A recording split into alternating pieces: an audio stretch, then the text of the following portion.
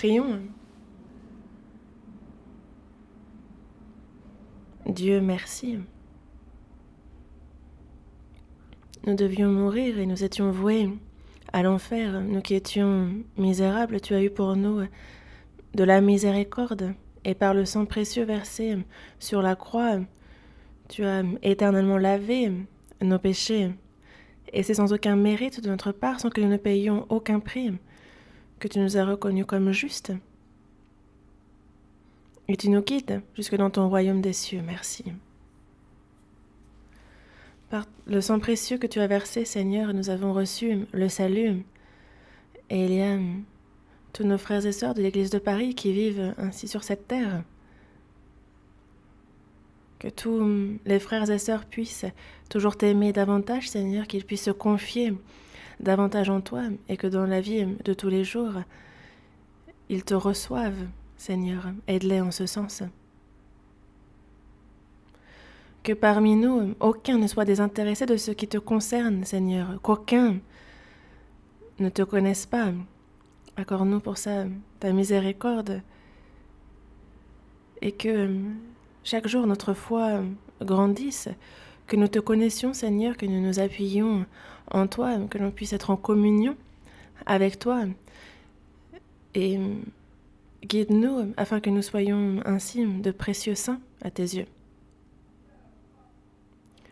Et cette année 2020, nous te remercions de nous avoir guidés afin que cette retraite d'été d'Europe se termine bien. Malgré la Covid-19, nous avons eu cette retraite d'été. Cela a demandé davantage de prière, d'ardeur. Seigneur, tu as donné ta grâce et nous avons pu voir cette œuvre précieuse à l'action et plusieurs âmes être sauvées. Nous avons pu nous voir face à face après un très long moment. Nous avons pu communier ensemble. Nous avons pu édifier aussi, nous édifier les uns les autres. Seigneur, il y a ce dévouement et le service qui sont précieux à tes yeux. Et à travers cela, que ce soit les frères et sœurs ou les nouvelles âmes, elles en ont beaucoup profité. Nous savons très bien que tout ceci est ta grâce et que tout ceci est ta miséricorde à notre égard et nous t'en remercions. Seigneur, que nous ne nous arrêtions pas là, mais que l'on souhaite connaître davantage ta volonté, que l'on soit toujours plus dévoué et que notre vie soit liée à l'évangélisation. Aide-nous à vivre une telle vie. Nous te remercions pour toutes choses. Le Saint-Esprit est avec nous. Il nous aide dans notre vie et nous croyons en ce qu'il nous guide.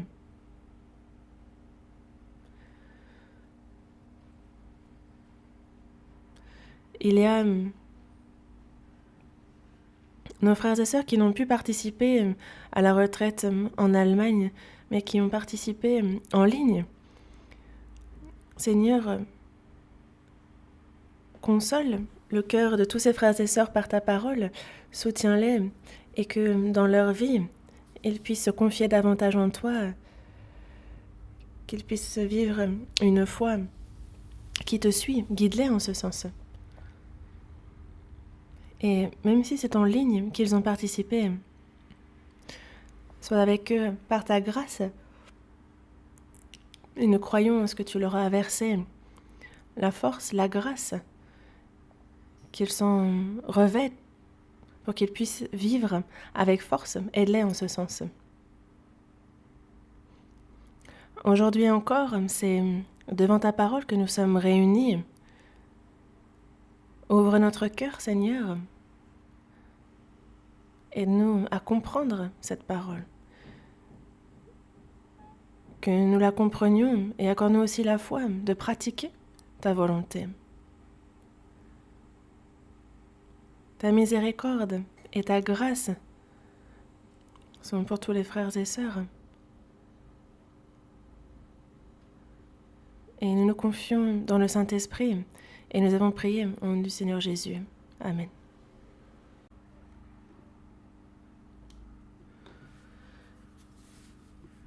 Ouvrons la Bible à l'Évangile selon Luc, chapitre 2. Évangile selon Luc, chapitre 2, du verset 15 au verset 17. Si vous avez trouvé, merci de marquer la page. Évangile selon Luc, chapitre 2, du verset 15 au verset 17. Évangile selon Luc, chapitre 2, du verset 15 au verset 17. Si vous avez trouvé, nous allons lire ensemble, lentement, ces versets. Lorsque les anges les eurent quittés pour retourner au ciel, les bergers se dirent les uns aux autres : « Allons jusqu'à Bethléem et voyons ce qui est arrivé, ce que le Seigneur nous a fait connaître. » Ils y allèrent en hâte, et ils trouvèrent Marie et Joseph et le petit enfant couché dans la crèche. Après l'avoir vu, ils racontèrent ce qui leur avait été dit au sujet de ce petit enfant.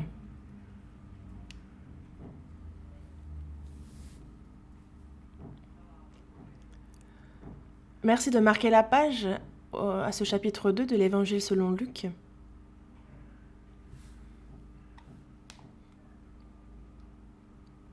Avant toute chose, les frères et sœurs de l'Église de Paris ont prié et ainsi la retraite d'été d'Europe qui a eu lieu en Allemagne s'est bien déroulée et nous sommes revenus sains et saufs. Nous sommes aussi revenus en bonne santé. Nous avons vu des âmes être sauvées et nous avons vu la joie que cette œuvre du salut a procurée. Merci beaucoup pour vos prières.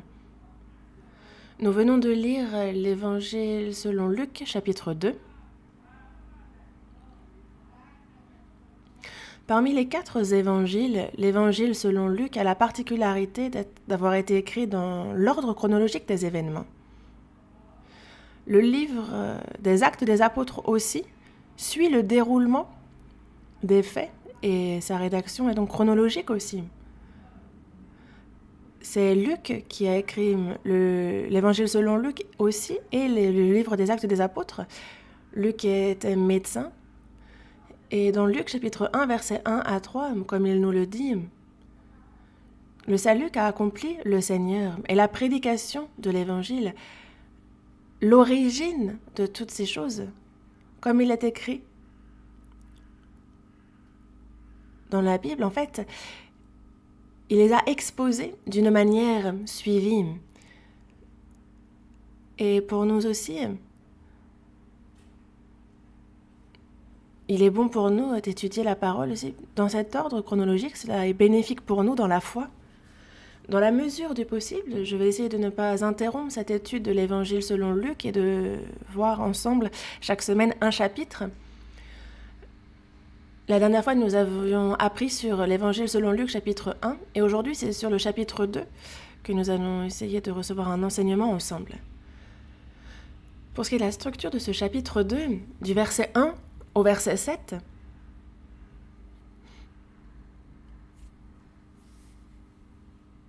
nous voyons donc exposer la naissance de Jésus, ce qui se passa à sa naissance. Du verset 8 au verset 20,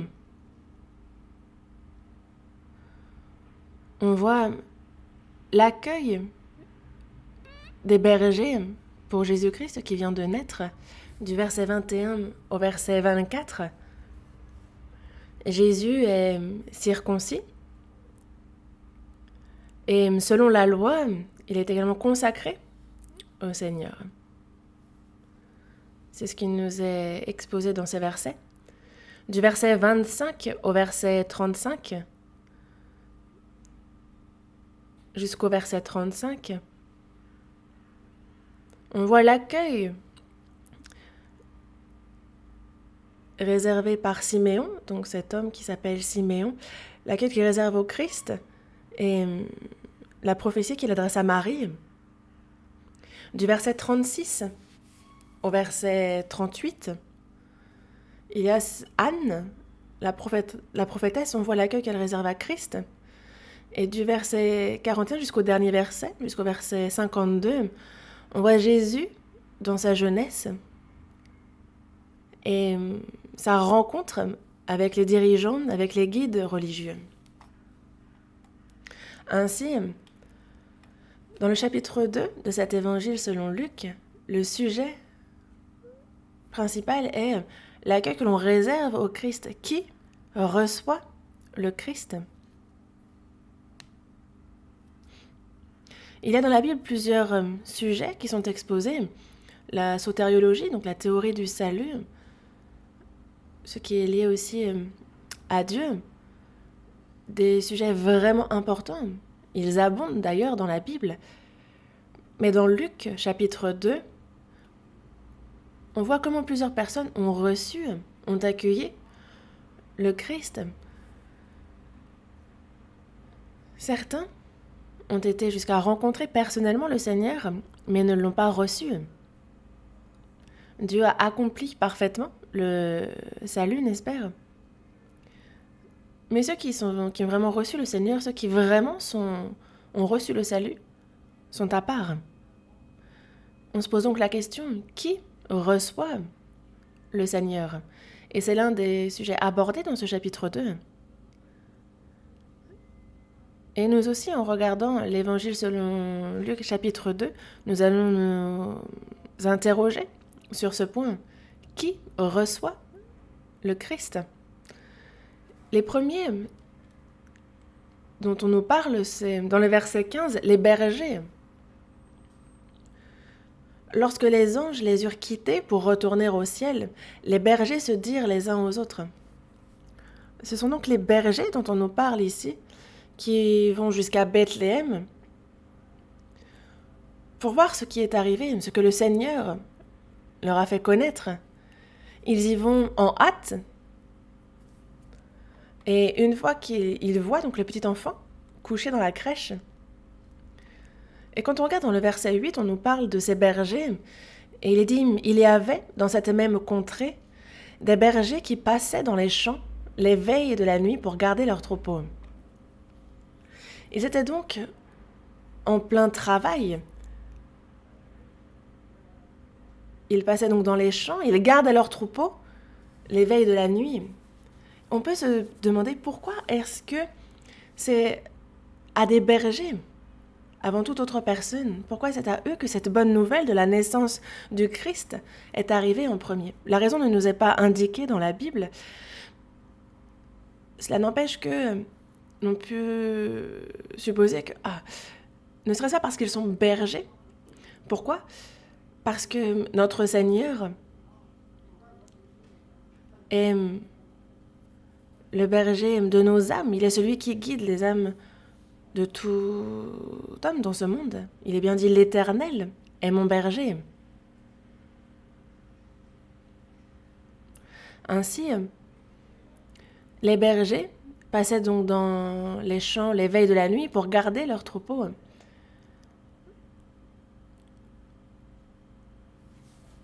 Et c'est très similaire justement au Seigneur qui lui aussi, quelles que soient les circonstances, nous garde et veille sur nous.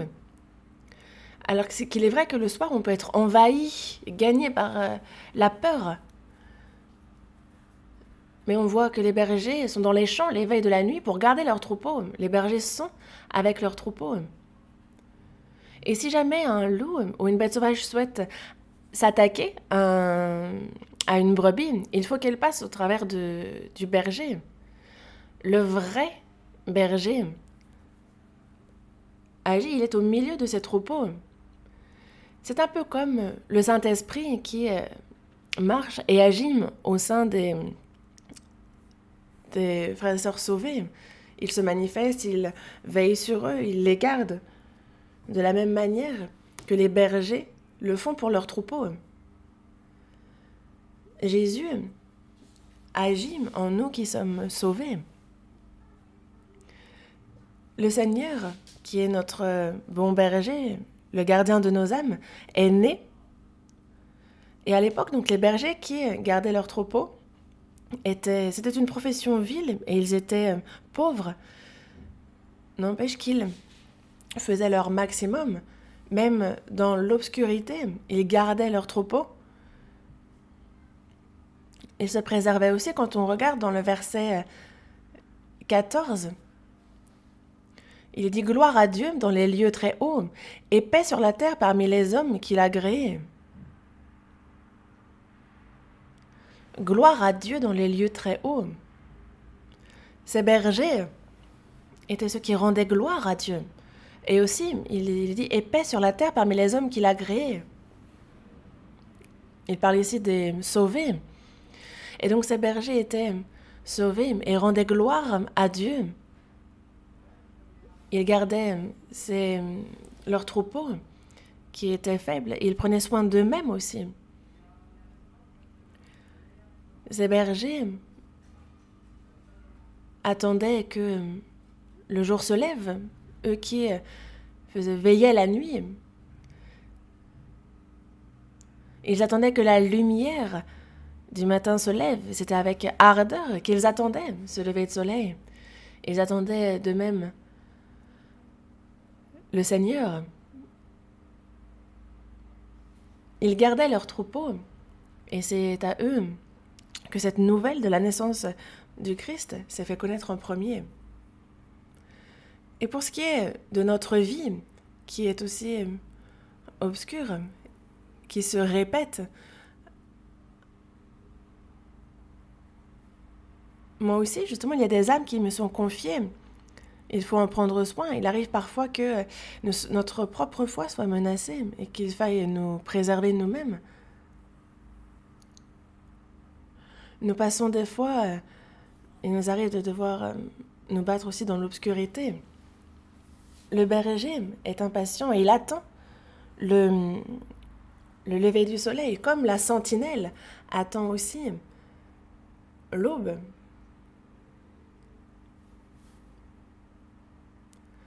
Et il en va de même pour nous. Nous aussi, si nous rencontrons l'obscurité, même au sein de cette obscurité, il y a ces âmes qui nous ont été confiées et pour lesquelles on prie. Et ceux que l'on évangélise attendent toujours la lumière du Seigneur. Ils attendent la venue du Seigneur. Ils attendent qu'elle se manifeste. Et nous, chrétiens, nous devons savoir que nous sommes aussi bergers qui gardons les troupeaux avec le Seigneur. Et comme dans le verset 14 que nous venons de lire, c'est pour la gloire de Dieu et pour la paix sur la terre. C'est ce que nous désirons, c'est ce à quoi nous aspirons. Et les bergers avaient aussi été obéissants, et ça immédiatement. Dans le verset 16 et 17, il est dit « Ils y allèrent en hâte ». Donc c'est donc les bergers qui disaient « Allons-y ». Ils y allèrent donc en hâte. Ils sont allés jusqu'à Bethléem, donc ils s'y rendent en hâte. Ils y trouvèrent le petit enfant couché dans la crèche. Ils s'y rendent en hâte, ils trouvent Jésus. Ils n'ont pas traîné. C'était des bergers qui obéissaient immédiatement à la parole de Dieu. Ils y sont allés en hâte, ils l'ont trouvé, ils l'ont vu. Et les chrétiens qui obéissent immédiatement à la parole de Dieu sont justement semblables. On voit aussi dans Luc chapitre 2, on nous parle de Siméon qui reçoit le Seigneur. Luc chapitre 2, verset 25. Verset 25, nous allons lire ce verset ensemble. Et voici, il y avait à Jérusalem un homme appelé Siméon. Cet homme était juste et pieux, il attendait la consolation d'Israël, et l'Esprit Saint était sur lui.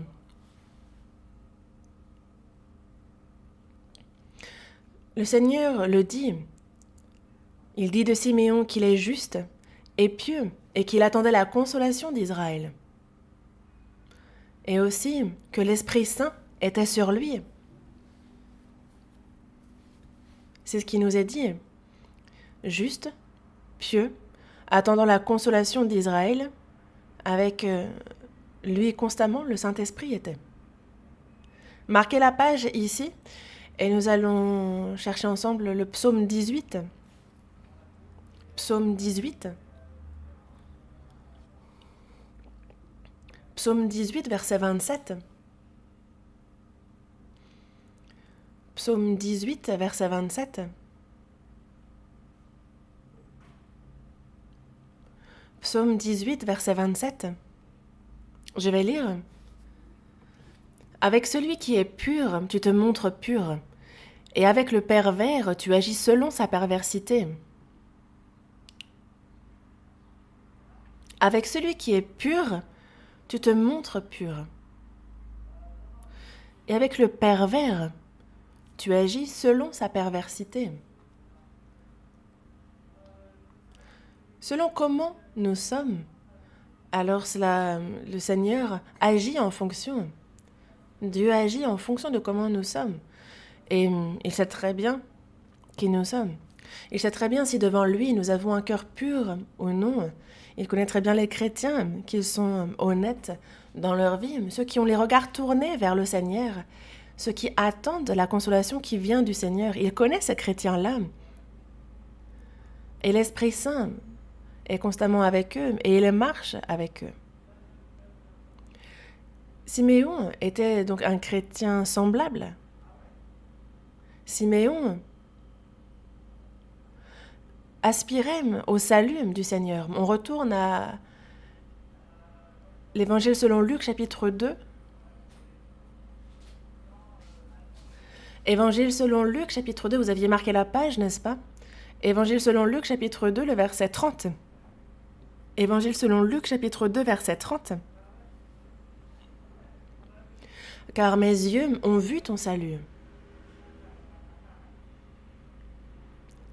Il attendait la consolation d'Israël, le salut du Seigneur.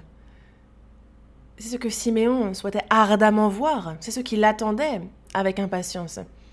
Et dès qu'il vit le Seigneur, il le dit, « Mes yeux ont vu ton salut ». Dans le verset 26, il avait été divinement averti par le Saint-Esprit qu'il ne mourrait point avant d'avoir vu le Christ du Seigneur. Il a donc été averti divinement par le Saint-Esprit. Siméon est quelqu'un de très âgé, de très avancé en âge. Dans le verset 29, si vous regardez ce verset, il est bien dit « Maintenant, Seigneur, tu laisses ton serviteur s'en aller en paix selon ta parole. »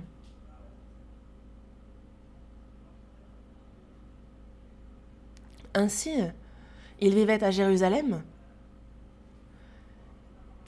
et il aspirait toujours au temple. Et même lorsqu'il a rencontré Jésus enfant, dans le verset 27, il est écrit « Il vint au temple poussé par l'Esprit ». C'est ce qui est écrit, n'est-ce pas? Même lorsqu'il rencontre le Seigneur, c'est poussé par le Saint-Esprit qu'il vint au temple. C'est ce qui est écrit. Siméon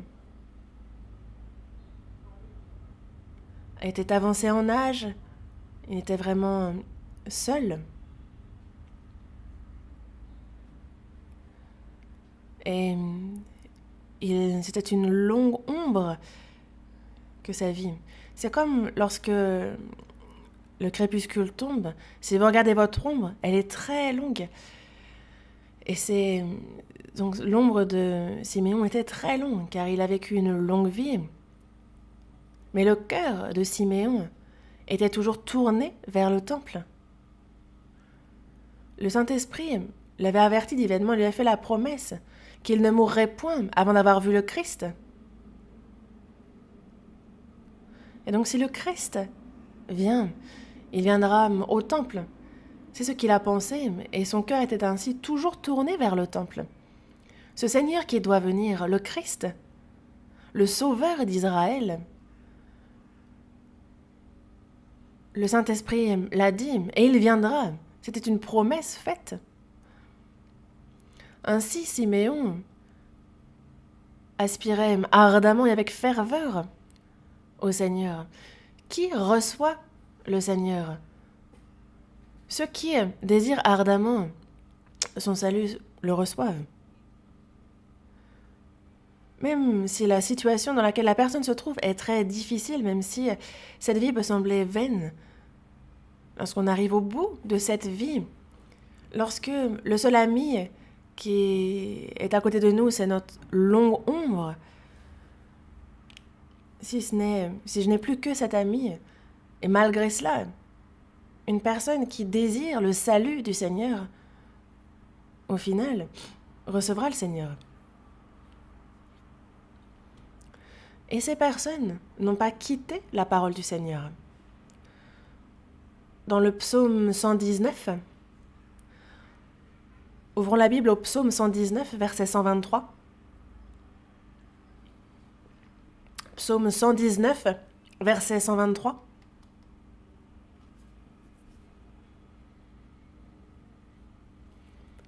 Mes yeux languissent après ton salut et après la promesse de ta justice.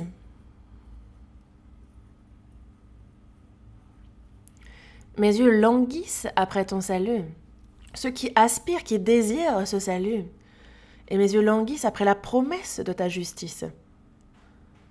Désirer le salut de Dieu, désirer sa parole. Mais languir, c'est donc être fatigué.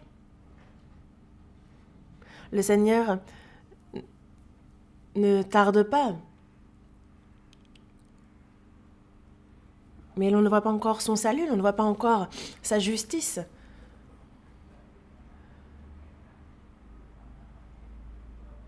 Mais c'est vraiment, nos yeux languissent après son salut, après la promesse de sa justice.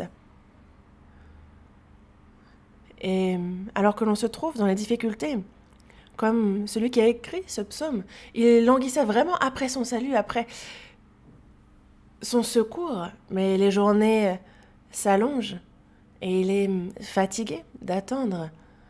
Mais il ne se décourage pas pour autant, au contraire. Il a le regard tourné même davantage vers la parole du Seigneur. Voyons le verset 80 du même chapitre, psaume 119, verset 80.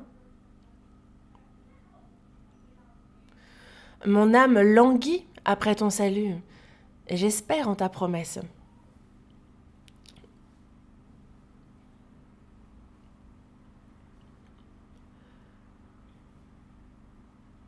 Les personnes qui languissent après le salut du Seigneur, même s'ils font face aux difficultés, même s'ils sont fatigués,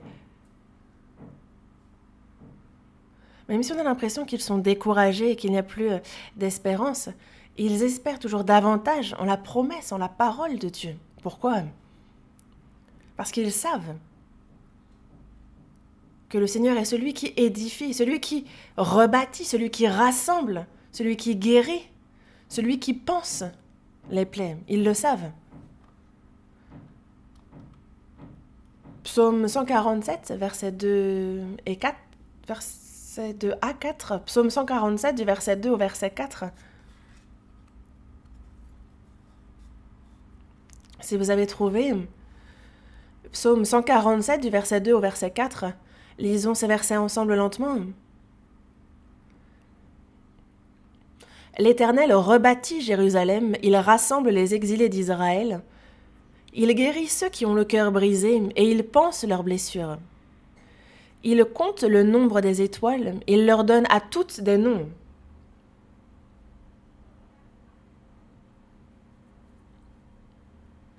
Le Seigneur, comme il est dit dans le verset 2 et 3, il rebâtit, il rassemble, il guérit et il panse. Jérusalem qui était en ruine, détruite. Les blessures que nous avons, et nous pourrions être découragés à la vue de cela. Nous pourrions être sans espérance. Mais le Seigneur, le Créateur, connaît toutes choses. Et c'est en cela que nous pouvons retrouver des forces et que nous pouvons louer Dieu.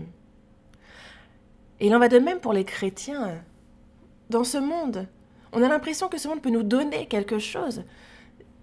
Il y a cette belle apparence qui peut même nous tenter. Mais si la distraction de l'inattention entre ne serait-ce qu'un instant dans le cœur du chrétien, alors justement, c'est violent. Les murs peuvent tomber dans le cœur de ce chrétien et Satan peut attaquer. Et alors les précieux cœurs que j'aime en moi peuvent tous se disperser. Et désormais, on peut être blessé par le monde. Il arrive parfois que l'on se dise même « Ah, c'en est fini pour moi ». Moi qui me dis sauvé, je trahis le Seigneur et je poursuis le monde. Quelqu'un comme moi, comment est-ce qu'il pourrait revoir le Seigneur ? Mais l'on ne peut se contenter de regretter. Le salut du Seigneur nous dit de revenir à lui. J'efface tes transgressions comme un nuage et tes péchés comme une nuée. Reviens à moi, car je t'ai racheté. Reviens à moi, car je t'ai racheté. Ceux qui espèrent dans le salut de Dieu, quelle que soit la situation à laquelle ils font face, ils reviennent au Seigneur. Ils reviennent forcément. Et quand ils reviennent, plutôt que des reproches sévères, ils voient Dieu les rétablir. Ils voient Dieu rassembler leur foi dispersée. Et ce cœur brisé à cause du monde, Dieu les touche et les guérit. Ils pensent leurs blessures. Il y avait cet homme qui a rencontré des bandits et qui avait été laissé à demi-mort.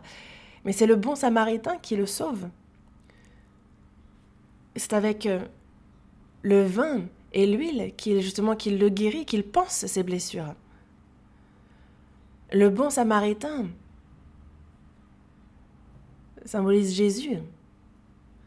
Le monde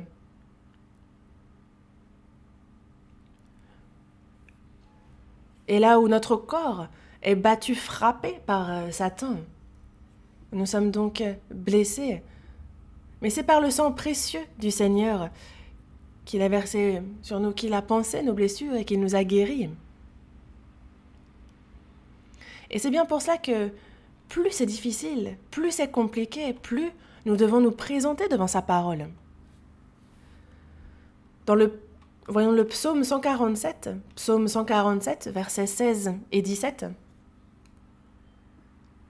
Il donne la neige comme de la laine, il répand la gelée blanche comme de la cendre, il lance sa glace par morceaux, qui peut résister devant son froid ?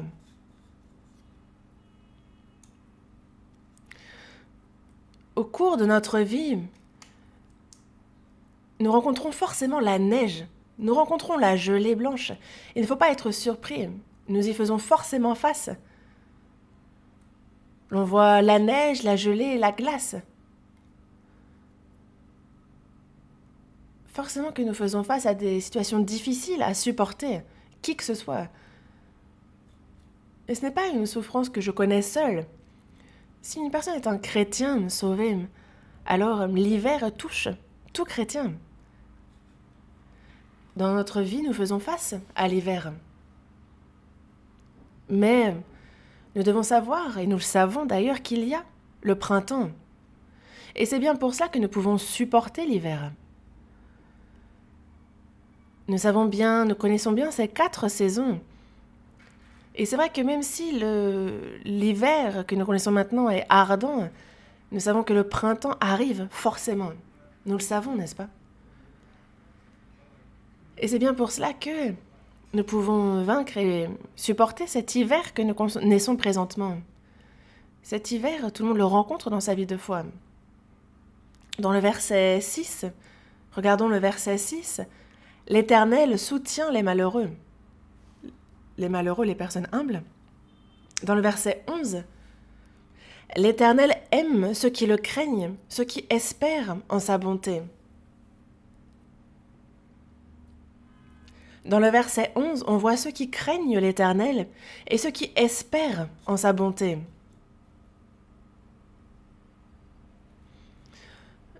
Dieu aime les personnes humbles, ceux qui le craignent et ceux qui espèrent en sa bonté. Et il envoie sa parole à de tels hommes. Psaume 147, verset 18. On lit ce verset ensemble. Verset 18. Il envoie sa parole et il les fond. Il fait souffler son vent et les eaux coulent. Il envoie sa parole et il les fond. Dieu envoie sa parole et c'est à travers elle qu'il agit. C'est par sa parole qu'il fait fondre toutes les situations qui pourraient paraître figées, glacées. Et c'est par sa parole qu'il nous ravive. Il y a une raison pour laquelle Dieu nous permet de traverser l'hiver. On le voit dans le verset 10. Ce n'est pas dans la vigueur du cheval qu'il se complaît, ce n'est pas dans les jambes de l'homme qu'il met son plaisir. Le peuple d'Israël, la raison pour laquelle il connaissait les tribulations est écrite dans ce verset, car l'Éternel ne se plaît pas dans la vigueur du cheval. Il ne prend pas son plaisir dans les jambes de l'homme. Et c'est ce que pourtant faisait le peuple d'Israël. Ils s'attachaient à la vigueur du cheval. C'était les méthodes mondaines qu'ils utilisaient. Ils mettaient leur plaisir dans les jambes de l'homme. Ils se confiaient donc dans la sagesse de l'homme plus qu'en Dieu. Mais Dieu les a fait traverser l'hiver de la vie. Et ceux qui ont cette expérience de l'hiver dans leur vie ne se confient plus dans la vigueur du cheval ou dans les jambes de l'homme. Ce n'est plus en ça qu'ils se complaisent et qu'ils mettent leur plaisir. Ils ne se complaisent plus dans les choses vaines, profanes, dans les choses de ce monde, car ils savent bien que l'on ne peut s'appuyer, car ils l'ont appris par cette expérience. Et c'est pour cela que c'est désormais seulement l'Éternel qu'ils craignent, et c'est seulement sa bonté en laquelle ils espèrent.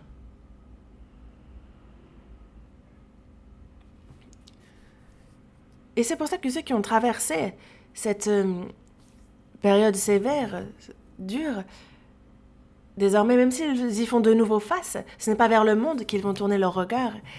Ils vont simplement se confier en cette parole de Dieu. Un peu comme quelqu'un qui se trouve près de la porte et qui attend que de cette porte sorte la grâce, sorte les bénédictions. On va voir dans Proverbes, chapitre 8, verset 34.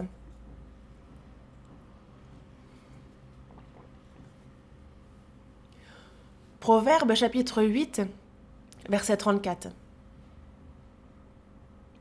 Proverbes, chapitre 8, verset 34, lisons ce verset ensemble. « Heureux l'homme qui m'écoute, qui veille chaque jour à mes portes et qui en garde les poteaux. »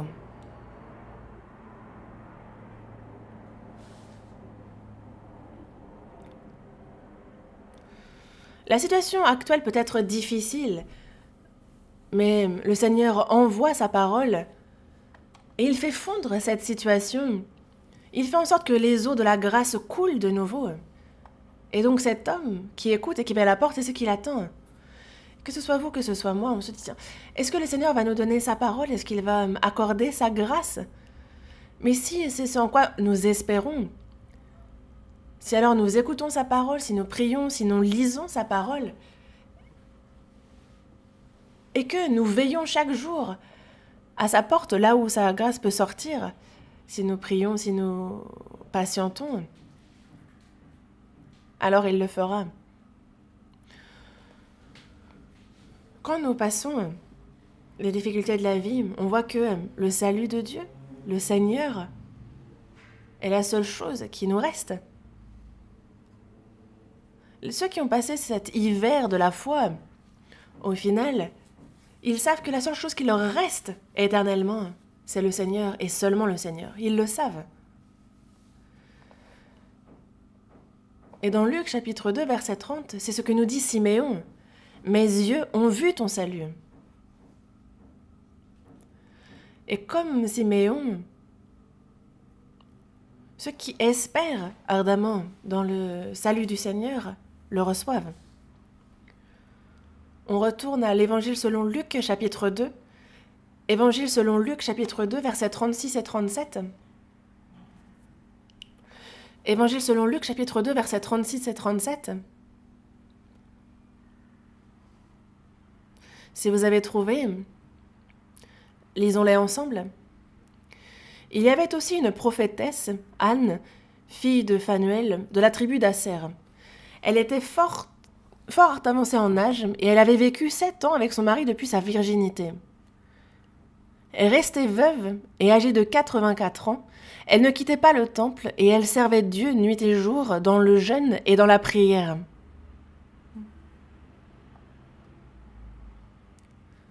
Nous avons lu les versets 36 et 37 ensemble. Anne, cette prophétesse, a reçu le Seigneur. Anne était fort avancée en âge. Elle s'est mariée. Elle a vécu 7 ans sous la protection de son mari. Son mari décède. Elle devient veuve. Et elle vit 84 ans dans le veuvage. Ça devait être difficile. Surtout qu'à cette époque et dans cette région, il faut un mari pour vivre tranquille. Ce n'est pas comme maintenant où nous avons une politique sociale développée, où l'on peut avoir les subventions, les allocations. Ce n'était pas du tout pareil à l'époque. Pour ce qui était de vivre, ce qui est d'ailleurs très important, c'était quelque chose qu'il fallait faire. Il fallait se suffire à soi-même. Elle pouvait être méprisée, elle pouvait être pointée du doigt pour n'avoir pas de mari. Et parce que tous la savent sans mari, certains peuvent même lui infliger des torts directement. Donc elle devait être seule, triste. Elle a dû passer des jours aussi dans la crainte. Et ça fait 84 ans que c'est le cas. Mais Anna, durant tout ce temps, aurait pu se remarier. Et personne ne l'aurait insultée pour cela. À l'époque, ça se faisait. C'était une situation particulièrement difficile, déjà pour manger, pour vivre, pour survivre et pour sa protection. Elle aurait très bien pu choisir de se remarier. Et ça pourrait paraître d'ailleurs une évidence que de faire cela. Et beaucoup devaient le faire à l'époque. Mais Anne n'a pas cherché la protection de ce monde, la joie de ce monde. Elle n'a pas choisi un nouveau mari. Dans le verset 37, restée veuve et âgée de 84 ans, elle ne quittait pas le temple et elle servait Dieu nuit et jour dans le jeûne et dans la prière. Anne a choisi Dieu, son amour, sa protection plutôt qu'un nouveau mari. Elle a choisi de servir Dieu nuit et jour. Anne fut veuve durant 84 ans. Elle a dû avoir peur, être seule et avoir vécu une vie triste. Mais elle n'a pas choisi le monde et a seulement eu l'espérance dans le Seigneur.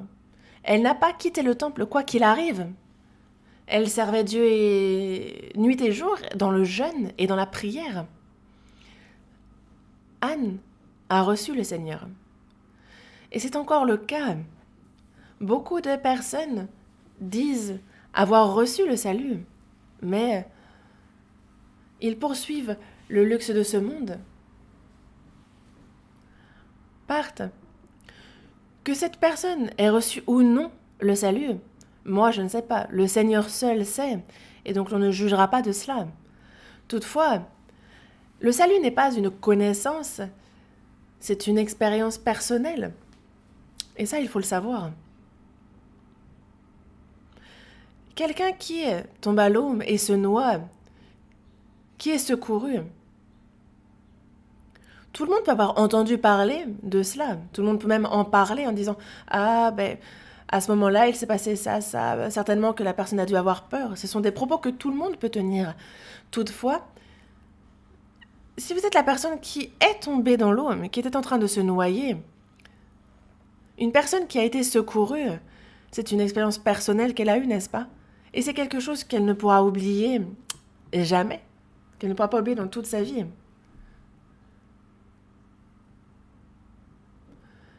Et c'est vrai que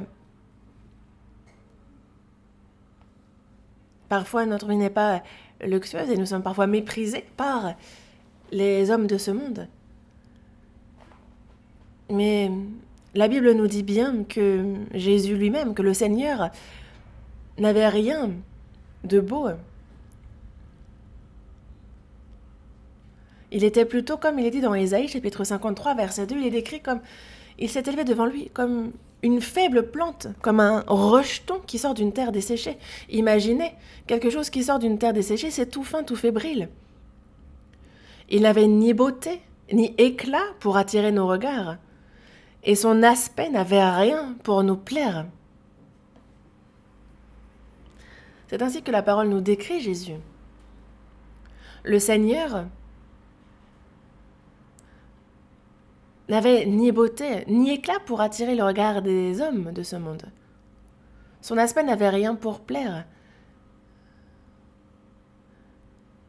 Et le Seigneur,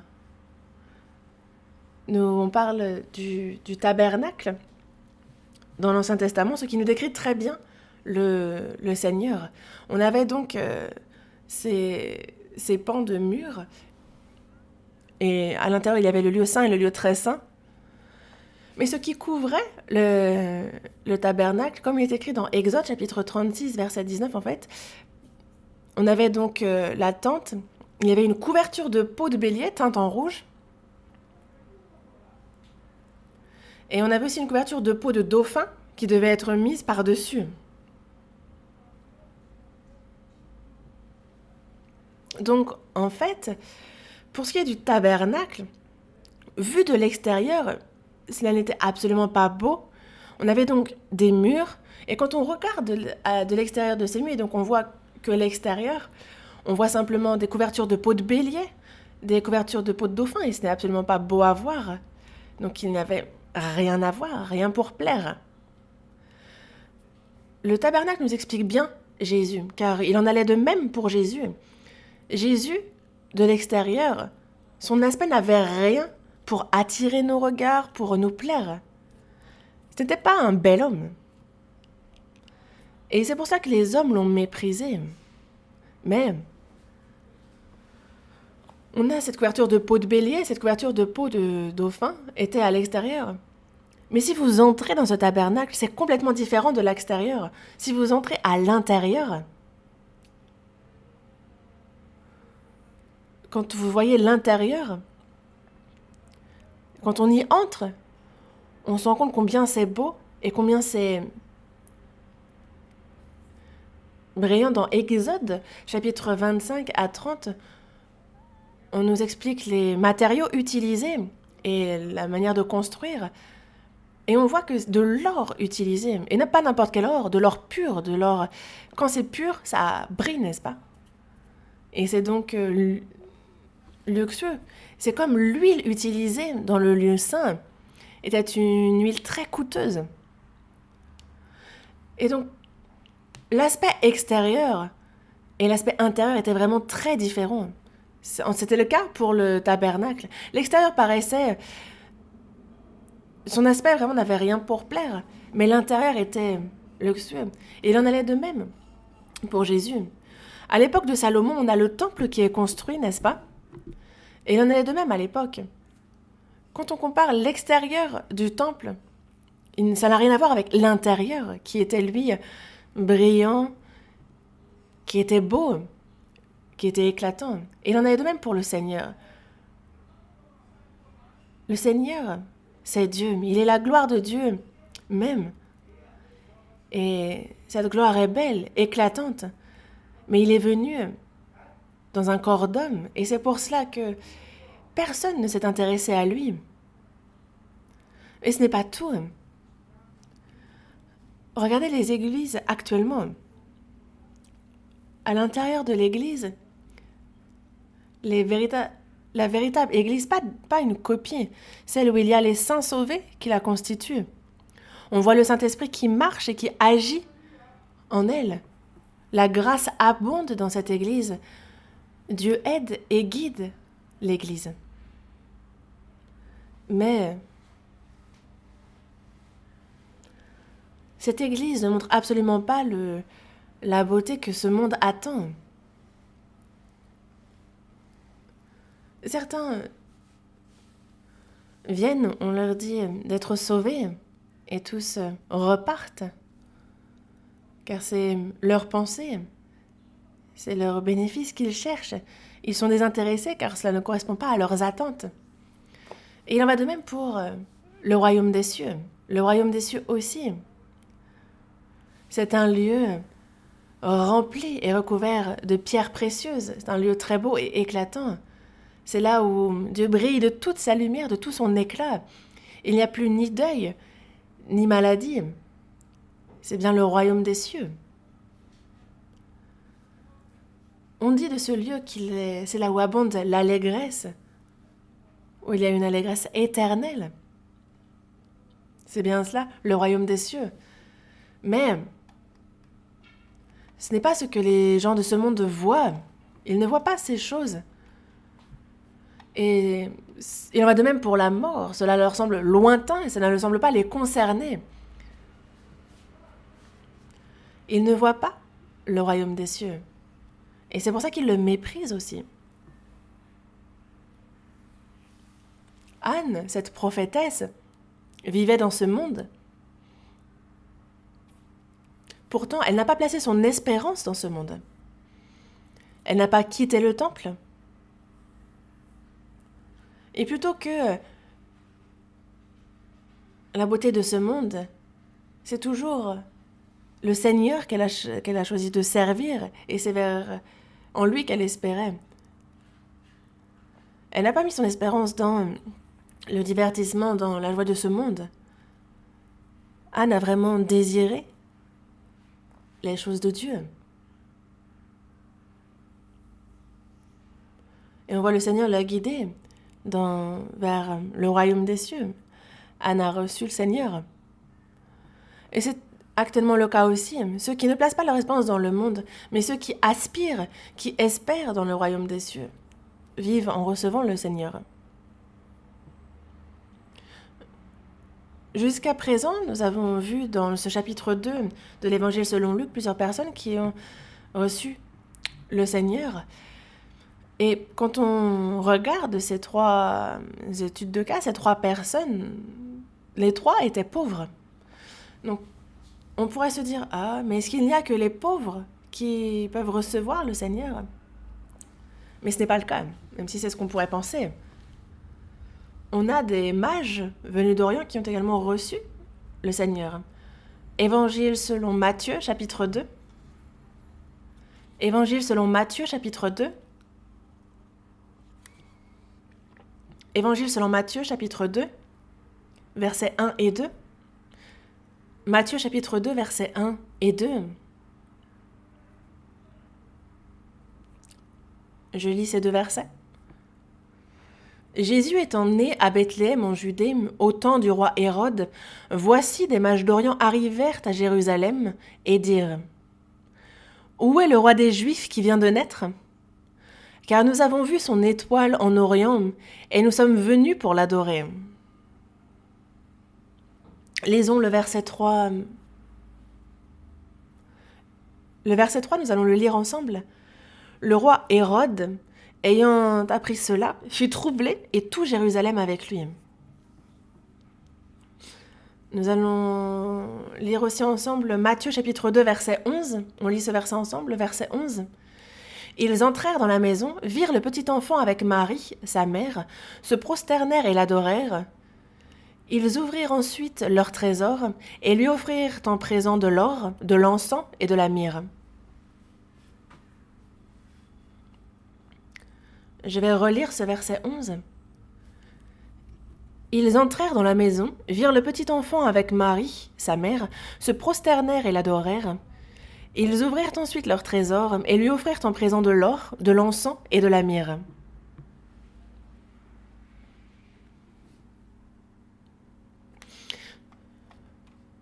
Ce verset 11, on voit donc qu'ils offrent en présent de l'or, de l'encens et de la myrrhe. Tous ces présents ne sont pas des présents que des personnes lambda offrent, ce sont des présents onéreux. Ce sont vraiment des trésors. Et c'est pour ça que nous pouvons savoir que les mages d'Orient sont riches. Ce sont des mages qui avaient un statut élevé, ils s'intéressaient à l'astrologie, aux étoiles. Mais eux qui étaient haut placés, éduqués, savaient que leur âme n'était pas sauvée. Ils ont eu beau étudier en passant même des nuits blanches. Cela ne résout pas la question de l'âme, de la mort, de où on se rend après la mort, de cette vie au cours de laquelle nous péchons tellement. Et la question qui se pose concernant nos péchés est le pardon de nos péchés. Par quelle méthode, par quels moyens? Et ce sont des questions auxquelles nous ne pouvons pas trouver de réponse par la connaissance de ce monde. Seule la Bible répond à ces questions. Les mages d'Orient n'ont pas mis en avant les nombreuses études qu'ils ont faites. Ils cherchaient à résoudre les questions fondamentales de leur vie et c'est pour cela qu'ils se sont rendus vers Jésus. Dans le verset 11, on voit qu'ils entrent dans la maison, ils voient le petit enfant avec Marie, sa mère, se prosternent et l'adorent. N'est-ce pas? Ils se prosternent et adorent le petit enfant et non pas Marie. C'est bien dans le petit enfant qu'ils se prosternent et qu'ils l'adorent. Ils sont riches, ils sont vraiment haut placés, ils ont beaucoup de connaissances. Ils sont pourtant humbles. Car c'est un petit enfant. Et ils ne se sont pas arrêtés à l'aspect extérieur. Ils ont vu qui il était. Le petit enfant, Jésus, était certes un petit enfant, mais il est le créateur des cieux, de la terre. Il est le Christ qui sauve de l'enfer et qui nous sauve du péché. Ils l'ont su. Et donc ils ont fait face honnêtement aux problèmes de leur vie, aux problèmes fondamentaux, des problèmes qu'ils souhaitaient résoudre en toute sincérité. Ils étaient donc sincères, ils étaient humbles, raison pour laquelle ils se sont prosternés et l'ont adoré. Dans le verset 2, il est dit « Où est le roi des Juifs qui vient de naître, car nous avons vu son étoile en Orient et nous sommes venus pour l'adorer. » Ils ont vu son étoile et ils sont venus pour l'adorer.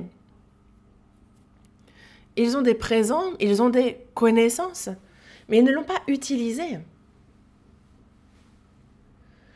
Ce n'est pas ça qui les a guidés. Ils ont vu son étoile, ils souhaitaient connaître les réponses à leurs questions. Et c'est alors que Dieu leur montre son étoile. Et c'est alors qu'ils se mettent à la suivre. Ils parcourent environ 1600 kilomètres. C'est un long voyage, fatigant. Là, ils étaient forcément exténués. Mais ça n'empêche qu'ils n'ont pas hésité. Guidés par cette étoile, ils l'ont suivie. Et c'est à la recherche de la vérité qu'ils ont fait ce pas dans la foi. Mais, tout d'un coup, cette étoile qui les guidait, une fois arrivée à Jérusalem, elle disparaît. Et lorsque cette étoile disparaît, imaginez combien ils devaient être frustrés dans leur cœur, en disant « Par où aller ?» Et ils ignoraient complètement où se rendre. Sans l'aide de Dieu, ils ne peuvent aller vers le Seigneur Jésus. Les mages d'Orient se sont rendus vers les scribes, vers les sacrificateurs de Jérusalem. Et ils ont donc entendu que c'était en Bethléem. Et ils ont dû se dire « Ah, ça c'est une piste !» Ils ont dû apprécier d'avoir un indice.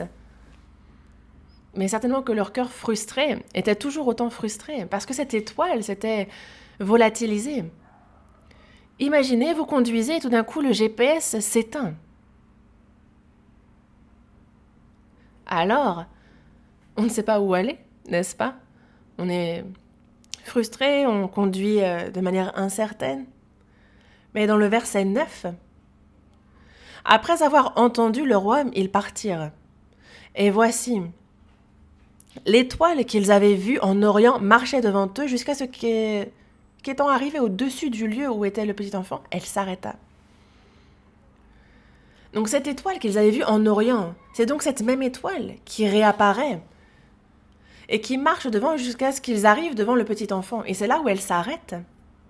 Dans le verset 10, il dit que quand ils aperçurent l'étoile, ils furent saisis d'une très grande joie. Quand ils aperçurent l'étoile, ils furent saisis d'une très grande joie. Le Seigneur a remis en marche ce GPS qu'était l'étoile. Et donc les mages d'Orient ont reçu finalement le Seigneur.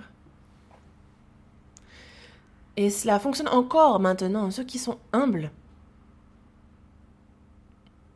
ceux qui connaissent leur essence, qui ils sont finalement, quel est le problème dans leur vie, pourquoi, qui se questionnent concernant les péchés qu'ils commettent dans leur vie et qui s'interrogent sur la solution, le moyen de pouvoir régler le problème du péché.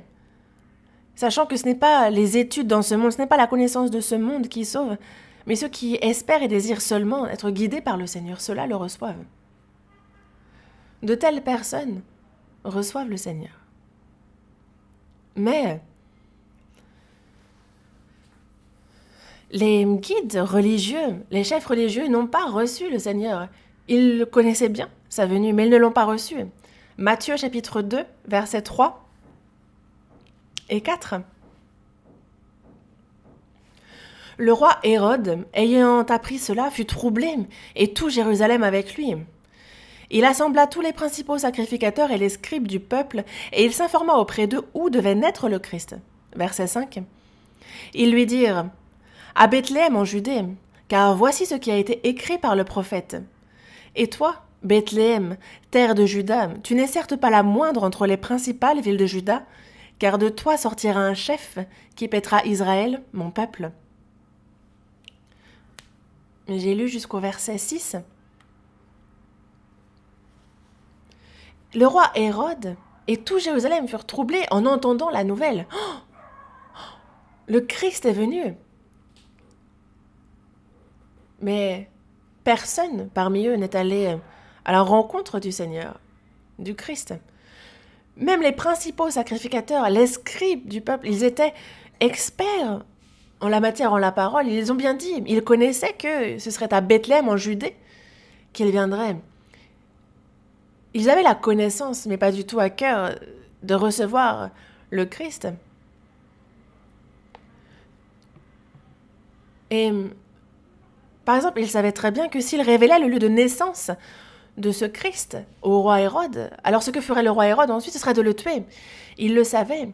Mais la seule chose à laquelle ils pensaient, la seule chose qui les préoccupait, était leur sécurité, la stabilité politique. Et c'est bien pour cela que ils n'ont pas réellement su qui était le Christ véritablement, et ils n'ont pas souhaité non plus aller à sa rencontre. Première épître aux Corinthiens, chapitre 2, verset 8. Première épître aux Corinthiens, chapitre 2, verset 8.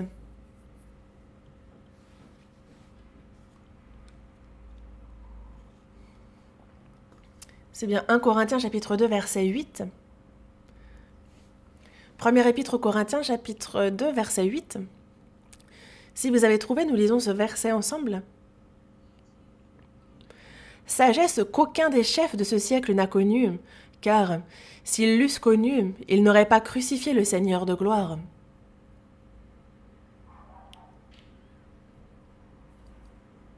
Concernant Jésus, les chefs de ce siècle, les principaux sacrificateurs, les scribes, n'ont pas connu la sagesse, et c'est bien pour cela qu'ils ont crucifié le Seigneur de gloire, alors qu'ils étaient chefs de ce siècle, alors qu'ils étaient principaux sacrificateurs, ceux qui disaient connaître le mieux le Messie, le Christ.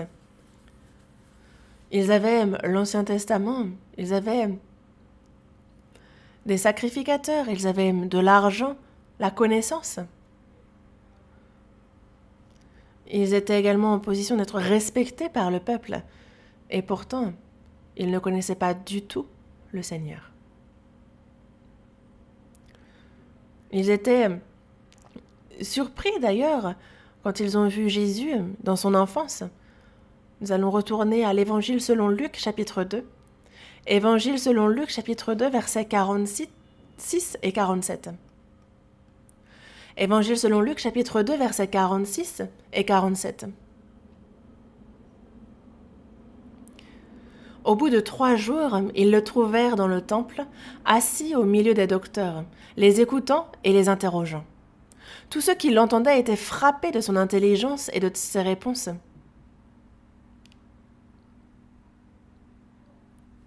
Jésus est dans le temple à Jérusalem, et dans le temple, il écoute les chefs religieux, ceux qui enseignent la loi, les chefs religieux. Il les écoute, il les interroge, et donc ils discutent ainsi. Mais lorsque Jésus parle, tous ceux qui l'entendent, ils sont frappés de son intelligence et de ses réponses, parce qu'il a des réponses sages.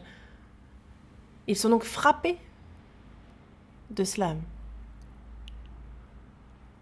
Mais cela s'arrête là. Ils se sont arrêtés à l'aspect du jeune Jésus. Ils ne l'ont pas reconnu. Ils se sont dit, tiens, il est jeune. Il est vraiment très jeune. Mais c'est surprenant, vraiment. Ils se sont arrêtés à la contemplation. Ils n'ont pas été plus loin. Alors que ce jeune enfant, comment pourrait-il connaître ainsi précisément les Écritures? Qui est ce petit enfant? Ça ne les intéressait pas du tout. Ils n'avaient pas à cœur de connaître la vérité non plus. Ils étaient simplement frappés, étonnés. Et à notre époque encore, beaucoup sont semblables à eux.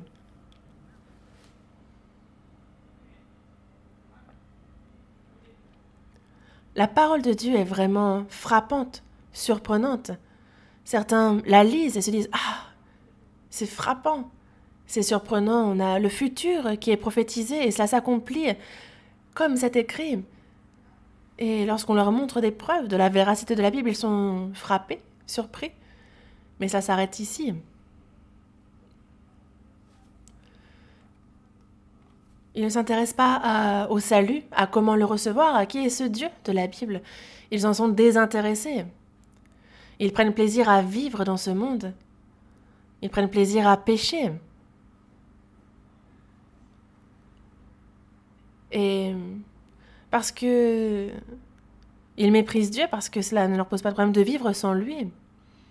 Mais l'ignorance est un péché. Ne pas être intéressé en est également un. Et ces personnes-là, au final, ne peuvent recevoir le Seigneur. L'ignorance et le désintérêt empêchent de recevoir le Seigneur. Qui reçoit le Seigneur? Avant de se poser cette question-là, il y a une chose à laquelle il nous faut réfléchir. La première des choses est que le Seigneur m'a avant tout, en premier, reçu, moi qui étais pécheur. C'est lui qui nous a d'abord reçus sur cette terre. Dans le psaume 27, verset 10, il est dit « Car mon père et ma mère m'abandonnent, mais l'Éternel me recueillera. » Dans le psaume 21, verset 4 aussi « Car tu l'as prévenu par les bénédictions de ta grâce, tu as mis sur sa tête une couronne d'or pur. » Le Seigneur nous a reçus sur cette terre et il nous reçoit dans son royaume des cieux aussi. Dans le psaume 49, verset 16, il est dit « Dieu sauvera mon âme du séjour des morts, car il me prendra sous sa protection. » Il accueillera mon âme dans le séjour des morts, il me prendra sous sa protection. Il sauve mon âme du séjour des morts, et il me prend sous sa protection, il me conduit dans le royaume des cieux. Dans le psaume 73 aussi, verset 24, il dit « Tu me conduiras par ton conseil, puis tu me recevras dans la gloire. » Quand nous sommes sur cette terre, C'est par sa parole qu'il nous conduit, c'est par son conseil. Et après la mort, désormais lorsque nous tiendrons devant Dieu, il nous recevra dans la gloire. Dans Jean, chapitre 14, verset 3 aussi, le Seigneur nous dit bien « Lorsque je m'en serai allé et que je vous aurai préparé une place, je reviendrai et je vous prendrai avec moi, afin que là où je suis, vous y soyez aussi. » Le Seigneur nous a reçus sur cette terre et nous a guidés par sa parole. Et dans le royaume des cieux aussi, lorsque nous mourrons, il nous reçoit. Il nous prend avec lui. Le Seigneur qui nous reçoit, nous aussi, il faut que, en conséquence, nous l'accueillions, nous le recevions de manière adéquate. Et nous aussi, il nous faut le recevoir comme il se doit. Parmi les personnes qui ne sont pas sauvées, il y a ceux qui sont humbles, qui souhaitent connaître le Seigneur et dont le cœur est humilié par la vanité de ce monde. Mais qui reçoit le Seigneur parmi les personnes sauvées? Est-ce que c'est une question étrange? Une personne sauvée, n'ont-ils pas tous reçu le Seigneur? C'est la question qu'on peut se poser. Et vous pouvez me dire, ah mais c'est une question bizarre. Mais ce n'est pas une question étrange. Une personne certes sauvée, mais qui dans sa vie de tous les jours ne reçoit pas le Seigneur. Beaucoup sont dans ce cas, et c'est d'ailleurs triste. La Bible nous dit, on nous parle de Jésus, le Seigneur, Jésus-Christ. Jésus est mon Christ. Et c'est ce que les hommes apprécient. Et Jésus, le Seigneur, Jésus-Christ, il est aussi mon Seigneur. Mais les hommes n'arrivent pas à baisser la tête face à cette partie-là. Jésus est pour certains seulement le Christ. C'est son précieux sang qu'il a versé qui ont pardonné éternellement les péchés présents, passés, futurs. Ils disent « Ah, ok, thank you ». Il est donc mon sauveur. C'est ce qu'ils le confessent et ceux qui le reçoivent ainsi. Certes, c'est ainsi que nous sommes sauvés, mais après notre salut,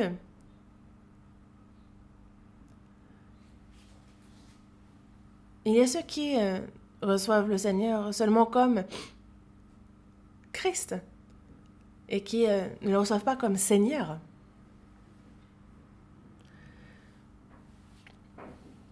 Une personne qui est son propre maître, son propre Seigneur, ne peut recevoir le Seigneur dans sa vie.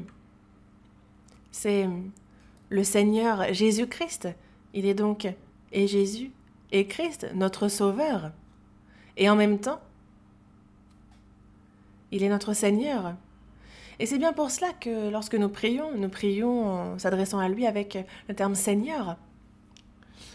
Car il est le Seigneur, Jésus-Christ. Il est donc bien mon Seigneur. Et dans ma vie de tous les jours, les chrétiens qui, justement, le considèrent comme Seigneur, le reçoivent tous les jours. Ils le reçoivent d'ailleurs comme Seigneur.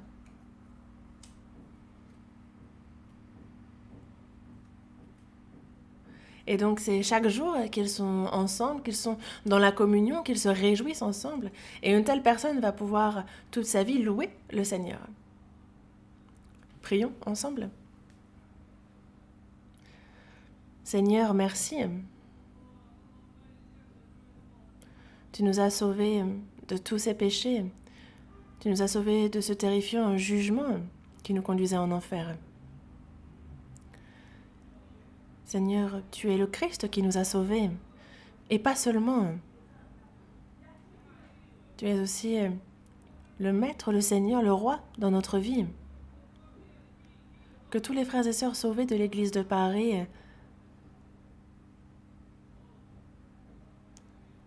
s'ils croient que tu es le Christ, le Sauveur, qu'ils puissent réfléchir profondément au fait que tu es aussi le Seigneur, qu'ils puissent l'accepter, que tu les aides et qu'ils puissent chaque jour te recevoir. Car ceux qui te reconnaissent comme leur Seigneur peuvent vivre une vie chaque jour où on te reçoit. Que tous les frères et sœurs puissent marcher avec toi chaque jour, te recevoir chaque jour, être en communion avec toi chaque jour, qu'ils puissent se réjouir et vivre une vie de louange. Aide chacun d'eux à vivre ainsi.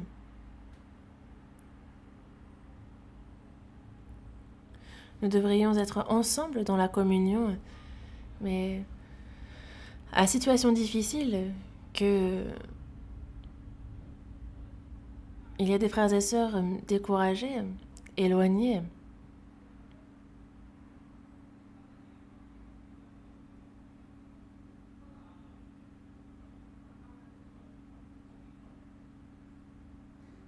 Et nous prions sincèrement pour ces frères et sœurs dont la vie doit être dans la crainte, dans la tristesse, isolés. Sois avec eux. Que par ta main sainte, tu les touches et que cette foi soit rétablie pour qu'ils puissent de nouveau te recevoir et vivre avec toi dans ce monde difficile. Aide-les en ce sens. Que ta miséricorde, Seigneur, que ta grande grâce puisse être avec tous les frères et sœurs sauvés. C'est notre prière ardente à ton égard. Nous te remercions, Seigneur, d'être avec nous et nous avons prié au nom du Seigneur Jésus. Amen.